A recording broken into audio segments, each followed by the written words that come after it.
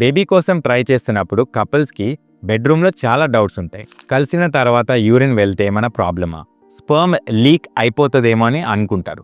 ఇట్లాంటి పేషెంట్స్ అడిగే common doubts నేను 1 మినిట్లో ఆన్సర్ చేస్తాను.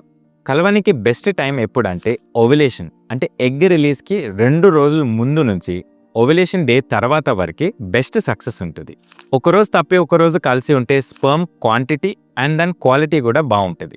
ప్రెగ్నెన్సీ ట్రై చేస్తున్న కపుల్కి ఒక్క మంత్లో ప్రెగ్నెన్సీ న్యాచురల్గా వచ్చే ఛాన్సెస్ 20-25% వరకు ఉంటుంది. ఏదైనా సెక్షువల్ పొజిషన్లో ప్రెగ్నెన్సీ పాసిబుల్.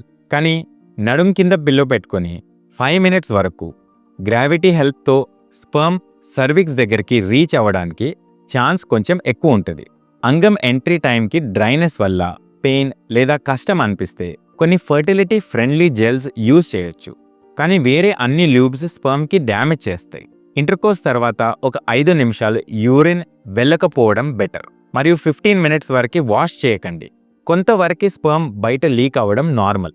2 మినిట్స్లోనే స్పర్మ్స్ గర్భాశయం లోపలికి ఎంటర్ అయిపోతాయి. మెంటల్ టెన్షన్, ఫోన్ డిస్టర్బెన్స్ ఇవన్నీ ఇంటిమసీకి స్పాయిల్ చేస్తాయి. మైండ్ అండ్ బాడీ కనెక్షన్ చాలా ఇంపార్టెంట్. ఆల్కహాల్ తాగకూడదు, దానివల్ల స్పర్మ్ కదలికలు స్లో అవుతాయి.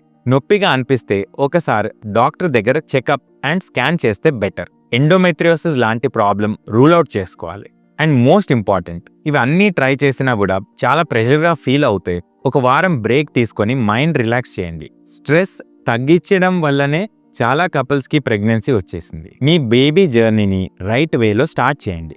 Subscribe for more.